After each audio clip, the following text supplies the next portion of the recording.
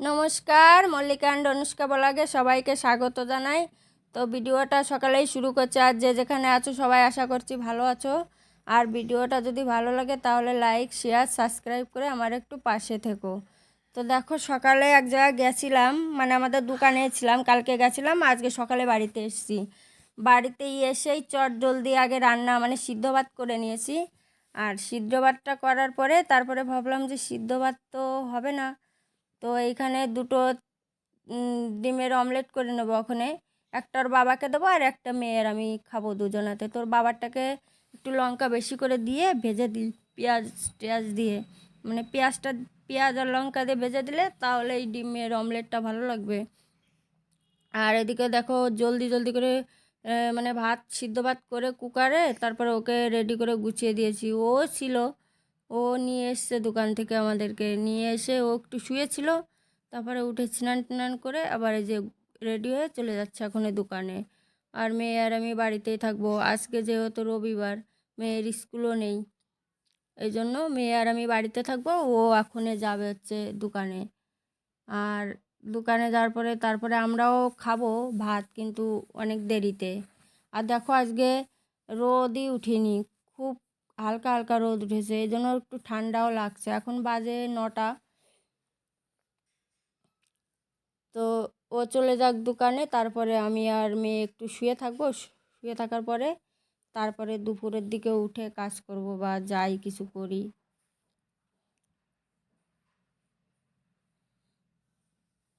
তো দেখো আমি ঘরে এসেছি, তারপরে দেখি এই গরুটা আবার এসছে। তো ওকে একটা কলা দিয়ে দিলাম, যেহেতু ওর কলা নিয়ে এসছে ওর বাবা কালকে।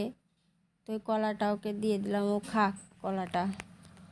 প্রত্যেক দিনই আসে এরকম, রোজ সকালে আসে, তো আজকে একটু দেরি করে এসছে। আজকে তবু ওই 9টা সাড়ে 9টা বাজে। তারপরে দেখো সকালে যখন আমরা দোকান থেকে আসছিলাম তখন এক জায়গায় খেতে আখ কাটছিল।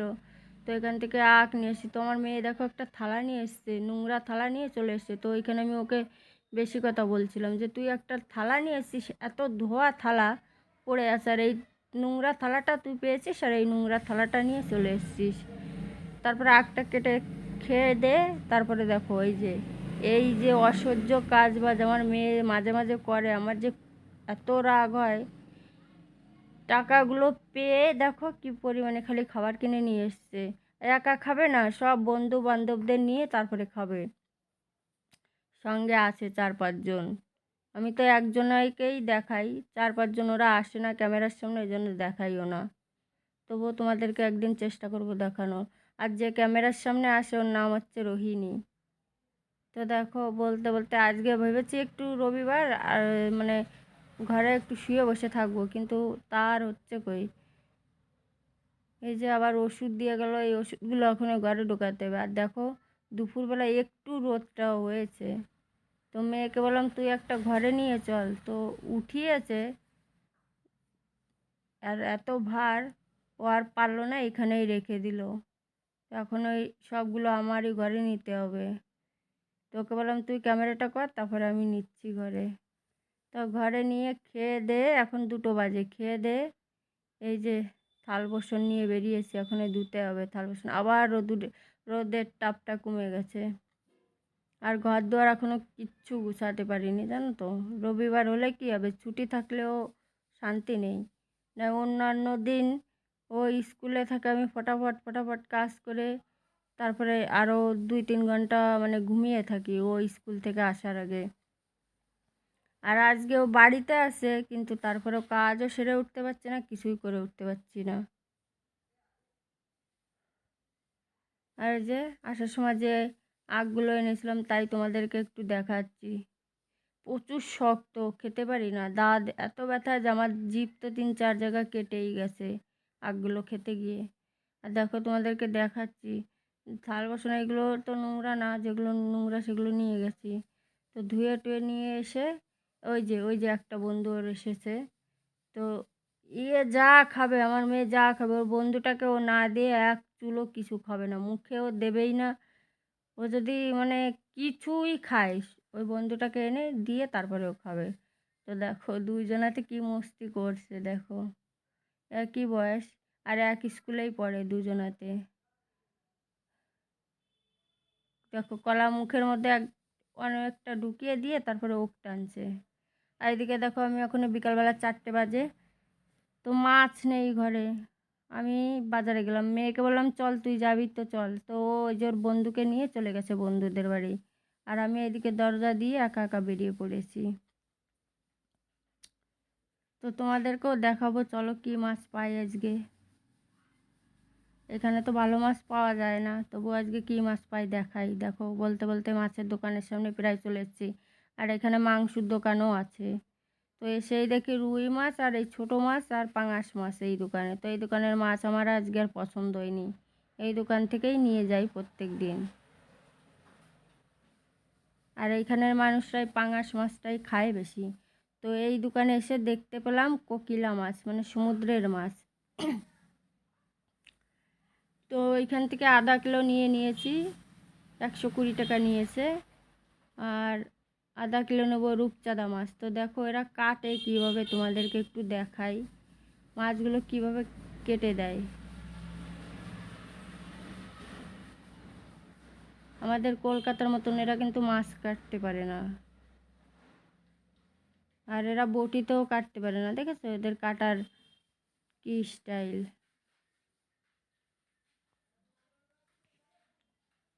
তবুও এইখানে আমি কতবার মাছ কাটার কথা বলতে হচ্ছে, তারপরে ওরা সেইভাবেই কাটছে।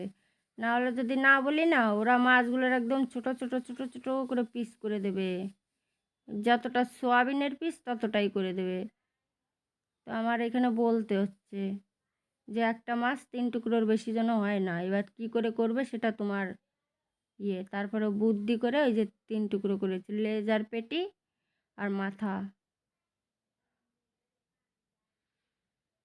আর এইখানে যে রূপচাঁদা মাছ নিয়ে নিলাম আধা কিলো ওইখান থেকে। তো এইটাই এখন রান্না হবে, আর ওই কোকিলা মাছটা কালকে সকালে রান্না করব, সকালে বা বিকালে, বিকালেই হবে। কেননা এতটা মাছ, আধা কিলো মাছ এখন রান্না করলে খাওয়ার জন্য মাত্র আমরা 3জন, আমার মেয়ের বন্ধু, আমি আর ওর বাবা, 3জনা খাবো। তো ওর বন্ধু তো 1 পিসের বেশি 2 পিস খাবে না, আর তবুও 8-9 পিস থাকবে। ওর বাবাও 1 পিসের বেশি খায় না, আমিও 1 পিস খাবার নি। তারপরে তো আরও বাকিটা থেকেই যাবে, তো সকালে আমাদের হয়ে যাবে। আর এই কোকিলা মাছটা বিকালে রান্না করব। তোমাদেরকে দেখাচ্ছি যে মাছগুলো কেমন করে পিস করেছে। এখানে আমার বলতে হয়েছে জানো তো, মুখ ব্যথা হয়ে যায় এদের মাছ কাটতে গেলে। এইভাবে না ওইভাবে, ওইভাবে না এইভাবে, না হলে একদম কুচি করে দেয় পিস করতে গিয়ে। তারপরে যে কলা নিয়ে এসেছিলো একটা, তো ওই যে সকালে গরুকে খেতে দিয়েছি, আর ওর বন্ধু আর অনুষ্কা মিলে খেয়েছে কিছুটা। আর এদিকে দেখো ওই যে মাছ কাটার মানে মাছটা রান্না করার জন্য, মাছ কাটার জন্য বলছি, দেখো কি ভুলভাল বলছি। মাছ রান্না করার জন্য জিরে, কাঁচা লঙ্কা, শুকনো লঙ্কা, আদা আর ধনে পাউডার আছে প্যাকেটের, ওইটাই। পেঁয়াজ রসুন দেবো না, পেঁয়াজ রসুন দিলে মাছের স্বাদটা পাবো না। তো ওইদিকে দেখো কড়াই জ্বালিয়ে দিয়েছি, আর গরমও হয়ে গেছে কড়াইতে। এখন তেলও দিয়ে দিয়েছি, তেল দিয়ে এখন মাছগুলো খুব সুন্দর করে ভেজে নিয়ে একবারে সব কটা মাছ দিয়ে দেবো কড়াইতে। যে কয় পিস মাছ আছে একবারে কড়াইতে মাছ খুব সুন্দর করে ধরে যাবে তেল বেশি করে দিলে। আমাদের এখানে না প্রচুর গাড়ি যাচ্ছে, আজকে বাজারের দিন।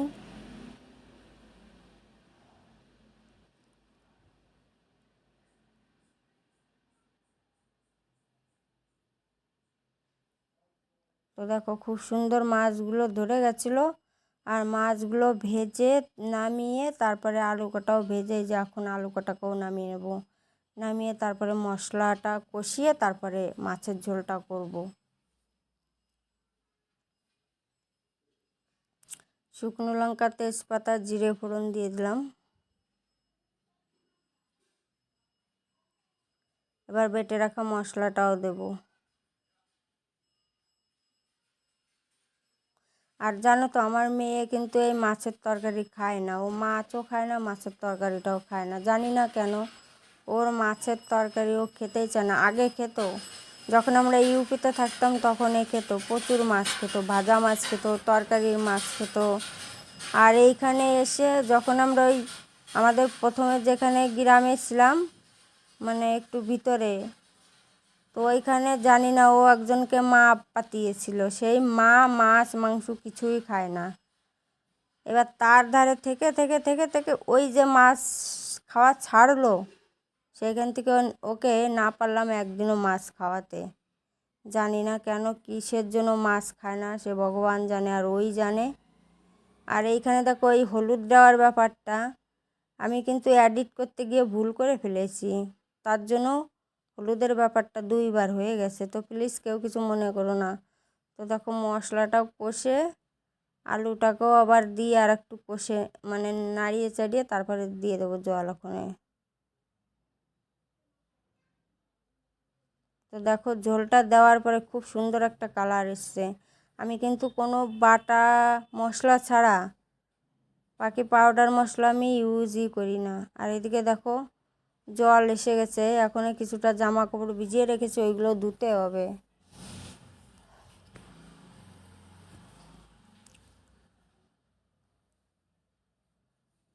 বাইরে একদম অন্ধকার হয়ে এসছে, সন্ধ্যা লেগে গেছে। আখ খেয়ে আমার মেয়ে কোনায় সবগুলো রেখে দিয়েছে ছিলকা। এদিকে দেখো প্যান্ট ভিজিয়েছি, 1 বালতি ভিজিয়েছি, সেগুলো ধুয়ে আস্তে আস্তে আমার এদিকে তরকারিটাও হয়ে গেছে। তখন ওই অনুষ্কাকে আর ওর বন্ধুকে খেতে দেবো। ওর বন্ধু আজ কিছুদিন ধরে আমাকে বলছে, আন্টি আমি মাছ খাবো তোমাদের বাড়িতে। তো আজকে ওকে মানে দিতে পারলাম মাছ রান্না করে। আমার মেয়ে তো মাছ খায় না, ওই মাছের তরকারি দিয়ে তবুও অনেক কষ্ট করে কটা ভাত খেয়েছে। আর ওকে দিয়েছি, দেখো ও খাচ্ছে। আর এরা ঝাল খায় না, তো আমাদের তরকারিতে তো ঝাল হয়ে যায়, এরা কিন্তু ঝাল খায় না, বিনা ঝালের তরকারি খায় এরা। আর এদের তরকারি আমরা খেতে পারি না, কিন্তু আমার মেয়ে আবার এদের তরকারি খুব ভালো খায়। নামিনি তো তাই বলছিলাম, দেখো যে বাড়ির তরকারি খাস না, আর ওরা দেখ ঝালও খায় আবার আঝালাও খায়, মানে বিনা লঙ্কার তরকারিও খায়। তাই অনুষ্কা জিজ্ঞাসা করছে ওকে যে, রোহিণী তুই লঙ্কার তরকারি খেতে পারিস, মানে ঝাল তরকারি খেতে পারিস? তো বলছে হ্যাঁ। আর বলছে যে আর বিনা ঝালেরটাও খেতে পারিস? তো বলছে হ্যাঁ, বিনা ঝালেরটা তো আমরা বাড়িতে খাই। তো দেখো ওকে বললাম যে তুই একটু মাছ খেয়ে দেখ। ওই যে মাছ খেয়ে দেখছে এখনই। এরা মাছ কিভাবে ভাজে জানো তো? এরা আটা দিয়ে আটার মধ্যে মানে মাছটাকে খুব সুন্দর করে নাড়িয়ে চাড়িয়ে তারপরে একদম যতটা তেলে আমরা ওই চপ টপ ভাজি ততটা তেলের মধ্যে দিয়ে এরা ভাজে। 1 কড়াই তেল ভরে দিয়ে তারপরে ওই 2-3 পিস মাছ ওই আটার মধ্যে দিয়ে তারপরে ভেজে উঠাবে পকোড়ার মতন, তারপরে ওইগুলোকে তরকারি করবে। আর ওইগুলোর তরকারি তো আমাদের এখানে কেউ খাবে না বাঙালিরা। তারপরে দেখো খেয়ে দিয়ে গুছিয়ে ভাত গুছিয়ে নিয়ে অনুষ্কার বাবার কাছে যাচ্ছি। আমরা যাচ্ছি এখন দোকানে, আমাদের আজকে দোকানে থাকার প্ল্যান হয়েছে। আর দেখো ট্রাক্টর ভর্তি আখ, এগুলো সব চিনির মিলে চলে যাচ্ছে, যেখানে চিনি বানায় সেইখানে চলে যাবে। বড় বড় লরি, বড় বড় ট্রাক সব ভরে ভরে চিনির মিলে চলে যাবে। আর দেখো ওই যে আলো দেখতে পাচ্ছ, এটা কিন্তু একদম কলা বাগানের ভিতরে। এখানে সব যারা আখ কাটছে তারাই এখানে ছোট ছোট মানে তাঁবু টানিয়ে তার ভিতরে আছে।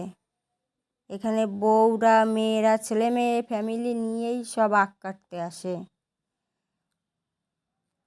তো বলতে বলতে দেখো দোকানে চলে এসেছি, আর এখনে গিয়ে খেয়ে দিয়ে শুয়ে পড়বো অনুষ্কার বাবা আর আমি। তো আজকের মতন ভিডিওটা এখানেই শেষ করব। সবাই ভালো থেকো, সুস্থ থেকো, সাবধানে থেকো। আর ভিডিওটা যদি ভালো লাগে তাহলে লাইক, শেয়ার, সাবস্ক্রাইব করে আমার একটু পাশে থেকো। তো দেখো দোকানে এসে মেয়ে নাচ শুরু করে দিয়েছে। আর যে যেখানে আসে সবাই ভালো থেকো, সুস্থ থেকো, সাবধানে থেকো।